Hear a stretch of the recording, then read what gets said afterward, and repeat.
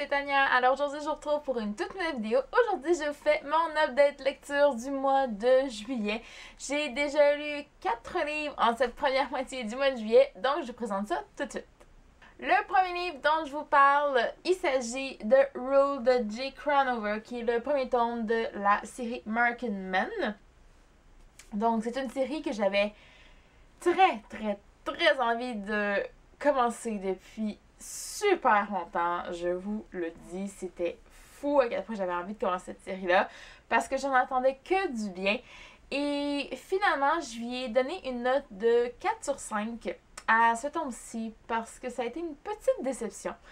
Peut-être que j'en attendais trop de ce livre-là. Je pourrais jamais dire, mais il m'a manqué cette petite sensation-là de ce que j'aime dans les new adults, en fait. Parce que j'ai bien aimé les personnages, mais je me suis pas attachée à eux, ni identifiée à eux vraiment. Le personnage de Rule, il est quand même assez intéressant, il est déterminé, il sait où est-ce qu'il s'en va dans la vie. Donc ça, j'ai trouvé ça vraiment super. Son historique familial aussi est assez intéressant de son côté.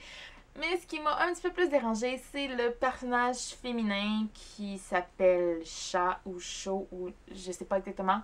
Ça s'écrit S-H-A-W, donc moi je vais le prononcer Sha. Je sais pas si ça se prononce comme ça, voilà.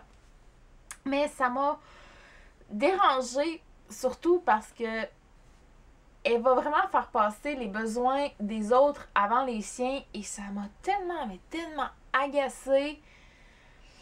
Je vous dis pas à quel point. Donc, c'est surtout ça que j'ai pas aimé avec ce livre-là. Je me suis pas attachée à l'héroïne, tandis que d'habitude, c'est ça qu'il faut dans un roman new adult, c'est qu'on s'attache à l'héroïne, donc on vit les mêmes émotions qu'elle en même temps qu'elle, et on va s'attacher grâce à elle au personnage masculin. Mais comme je me suis pas attachée au personnage féminin, j'ai eu du mal par le fait même à m'attacher au personnage de Rule.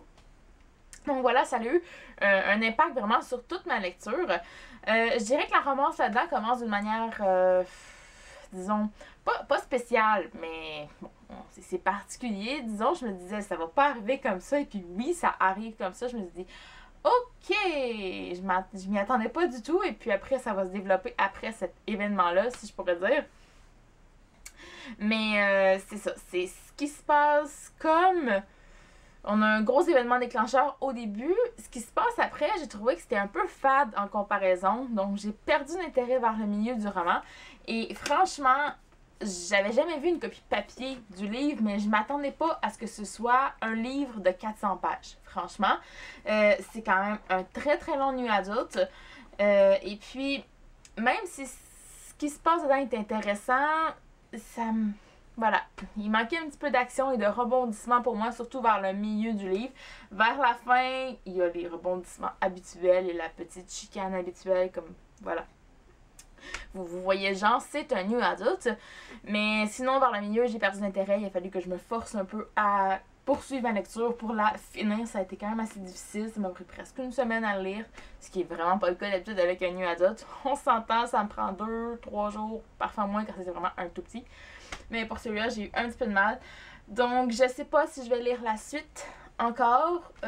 C'est sur d'autres personnages. Je sais que le deuxième tome a quand même été assez critiqué. Par la suite, il paraît que c'est un peu mieux pour les autres personnages. Mais encore là, il y a beaucoup de personnes qui disent que celui-là, le premier, c'est le meilleur. Donc, je suis un petit peu inquiète pour la suite, franchement. Vraiment, là, je suis inquiète pour la suite parce que si ça, c'est le meilleur et que j'ai pas tant aimé le meilleur, je me dis... je sais pas encore. Donc, c'est pas dans mes priorités pour l'instant de continuer la série. Peut-être que je vais le faire un jour. Je verrai si j'ai envie de poursuivre la série ou pas. Mais pour le moment, je vais me contenter de ce tome-ci. Le deuxième livre que j'ai lu au mois de juillet, il s'agit de When You're Back d'Abby Glines, qui est le 12e tome de la série Rosemary Beach, qui est le 2e tome de la duologie sur les personnages de Maze et Reese. Donc, ce que j'en ai pensé de celui-là. Je lui ai donné, premièrement, une note de 3.5 sur 5. C'est mes notes habituelles de la Big Line, sauf que j'ai arrondi à 3 celui-là, et non à 4 comme beaucoup d'autres. Parce que j'ai été déçue de cette suite-là. Franchement, c'était agréable à lire, comme tous les romans de la Big Lines. Mais, selon ce que laissait présager le tome précédent, je m'attendais vraiment à plus profond que ça, à aller vraiment dans les sentiments du personnage, dans le passé aussi du personnage principal féminin qui est Reese. Donc, voilà, j'ai été un petit peu déçue parce qu'on commence ce tome-ci un mois après l'événement qui s'est passé vraiment à la toute fin du tome précédent. C'est vraiment une grosse bombe qui arrive à la fin de l'autre tome, du tome précédent. Et puis celui-là, on a un saut dans le temps de un mois où est-ce que Reese et Maze ont été séparés et où est-ce qu'ils se retrouvent ensemble. Et tu sais pas du tout ce qui s'est passé, ou pratiquement pas. Bon, voilà, il y a un petit résumé, mais j'aurais aimé voir ce qui s'est passé durant ce mois-là, surtout du côté de Reese, parce que ça concerne cette grosse bombe-là, justement, à la fin. Donc, j'aurais aimé ça, j'ai été déçue sur ce point-là. Ensuite, Maze et Reese vont se retrouver, ils vont aller vivre ensemble et tout et tout. Et il va arriver un certain personnage du nom de... pas Rosie, Aida. Voilà, Rosie. Je sais pas parce que je suis allée pêcher ce nom-là. Aida, voilà, c'est dans le résumé. Hein? Je vous spoil absolument rien. Il va arriver Aida. Donc, il va venir faire un petit peu de chicane entre les deux parce qu'il est intéressé à Maze. Donc, voilà. Donc, scénario classique de jalousie, encore une fois. Il va y avoir de la jalousie dans l'autre sens aussi. Quelqu'un qui va s'intéresser à Reese également, avec un autre personnage qui va être vraiment introduit dans ce tome-ci, même si on l'a déjà rencontré il y a très longtemps. Franchement, là, j'avais pas fait le lien au début, mais j'ai fait oh my god! Je m'attendais vraiment pas à voir réapparaître ce personnage-là à ce moment-là. Donc, ça a été la bonne surprise pour moi de ce tome-ci, de retrouver un certain personnage qui est écrit en arrière. Donc, voilà. Captain. Voilà. Peut-être que ça vous dira rien. Voilà. Mais c'est le personnage de Captain. Donc, ça a été le grand personnage pour moi dans ce tome-ci parce que je savais qu'il y avait des secrets. Donc, c'était assez intriguant pour ce personnage-ci. Et je me suis même fait la réflexion à un certain moment donné qu'il irait très bien avec le personnage de Nan. Si vous connaissez Nan dans cette série-ci au complet, c'est la grande méchante. Donc, voilà. Je l'ai pas trop hyper sympathique, je dirais, mais tout de même très intriguant. Et vers la fin, on en apprend un petit peu plus sur lui. On a un chapitre de son point de vue qui fait vraiment la grosse bombe, le gros boom, wow, tout ce que vous voudrez, là. Prenez toutes les onomatopées que vous voudrez et mettez-les ensemble, et ça fait ça pour son chapitre parce que tu te doutes tellement pas que c'est ça qui va arriver. Bon.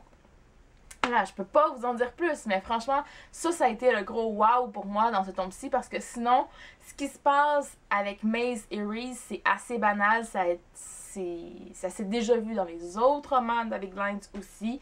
À la toute fin, il arrive un petit élément, voilà, surprise, je dirais, qui n'est plus du tout une surprise parce qu'Avig Lines a déjà fait ça, je pense, dans avec trois autres de ses coupes dans la série Rosemary Beach. Je pense que c'est le 3 ou 4e de la série que ça arrive ça. Donc, je suis sûre que vous pouvez déjà douter de ce que c'est, franchement. Je le dirai pas, mais bon, voilà. Donc, c'était plus vraiment une surprise pour moi. Donc, je trouvais ça encore. J'ai vraiment fait encore dans ma tête, là, quand c'est arrivé. Donc, j'en revenais pas. Mais bon, c'est toujours un couple que j'apprécie, que j'aime voir ensemble et voir interagir.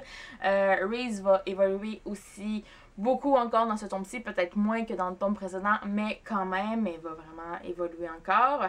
Maze est toujours fidèle à lui-même, toujours aussi sexy, toujours aussi craquant, voilà. Donc voilà, j'ai bien aimé ce tome-ci, mais il y a des points négatifs que je n'ai pas aimé. Il y a certaines choses que j'aurais voulu qu'ils soient plus approfondies, qui ne l'ont pas été, donc j'ai trouvé ça vraiment très dommage. Mais j'aime bien la fin de celui-ci avec la dernière petite phrase, le dernier petit mot qui est écrit, donc la dernière ligne de ce tome-ci. Voilà, j'ai bien aimé pour ce petit côté-là, c'était le petit côté suspense dans un roman d'Avig Lines, donc j'ai bien aimé. Ensuite, le prochain livre, je vous le présente rapidement parce que je vous ai fait déjà une vidéo review sur ce livre-là, ainsi que sur le premier tome. Donc, il s'agit de Prince Captif, le tome 2, Le Guerrier de C.S. Pacat, on va dire ça comme ça. On cherchera pas plus loin pour le nom de l'auteur, voilà. C'est un livre que j'ai adoré. J'ai mis une note de 4.5 sur 5 sur le blog. J'ai adoré ce tome-ci. C'était franchement là, c'est passé près du coup de cœur. J'ai adoré le romance, le mélange de fantasy un peu avec la romance homosexuelle dedans, qui était hyper bien balancée encore, qui est assez particulière aussi. Les personnages sont très particuliers aussi. Donc voilà, vous irez voir ma vidéo review si vous voulez en savoir plus sur le premier tome et le deuxième tome. Voilà, mais moi, je m'étendrai pas plus sur ce tome-ci dans cette vidéo-ci. Et finalement, le dernier livre dont je vous parle, il s'agit de Si tu me déçois de Kresley Cole, qui est le troisième et dernier tome de la trilogie des frères McCarrick. Donc c'est une trilogie de romances historiques qui se passe en Écosse, ben, à Londres aussi un petit peu, en Angleterre, mais c'est avec des Écossais. Voilà. Je lui ai donné une note de 3.5 sur 5, donc je suis une note assez générale dans ce sens. J'ai bien apprécié ma lecture, mais sans plus. Vous commencez à me connaître quand même un petit peu. Donc, je ne m'étendrai pas non plus vraiment sur ce tome-ci parce que c'est assez basique comme histoire. C'est une romance pure et dure, voilà. Contrairement aux deux autres tomes, ce que j'ai un peu moins apprécié, c'est qu'il y a une moins grosse intrigue que dans les deux autres tomes précédents. Les tomes précédents, on avait une intrigue qui faisait que les personnages étaient en danger, ils devaient se cacher, survivre et tout et tout. Cette fois-ci, ce n'est pas le cas. C'est un autre type d'intrigue, mais je trouvais que c'était pas assez, comment dire, excitant pour que je sois accrochée au roman durant toute ma lecture, en fait, durant tout le roman. Et voilà, ça m'a pris quand même un petit bout de temps avant de finir ce livre-là aussi. Je dirais que je lis quand même un petit peu au ralenti en ce moment parce qu'il y a beaucoup de livres que je lis en ce moment que je trouve que ça bouge pas assez à mon goût, franchement. Donc c'est pour ça que j'ai un petit peu de mal en ce moment, je dirais. Donc voilà, ce que j'ai pensé de ce tome-ci en général, voilà, c'était bien, la romance, c'était sympathique, sans plus encore une fois. Au moins, cette fois-ci, ce n'est pas une histoire de malédiction ou quoi que ce soit, comme c'était le cas dans les deux autres tomes précédents, qui va empêcher les deux personnages de ce tome-ci d'être ensemble. C'est un autre secret en tant que tel. J'ai quand même bien apprécié les personnages. L'héroïne est quand même un petit peu moins tarte, je vais dire ça comme ça, voilà, un petit peu moins cruche que celle des deux autres tomes précédents qui faisaient des gaffes, mais épouvantables. Cette fois-ci, elle a une tête sur les épaules un petit peu plus, même si elle est quand même assez expérimentée dans la vie. Elle a vu quand même des choses de l'autre côté, donc voilà, elle a appris à se débrouiller toute seule, à vivre toute seule, à survivre, en fait. Donc pour ça, je l'admire pour ça, je l'ai bien aimée pour ça, donc voilà. Comme je l'ai dit, côté intrigue, il n'y a pas une grosse intrigue. Il arrive un élément à la fin qui est introduit pour mettre un petit peu de piquant, mais c'est trop peu, trop tard pour moi.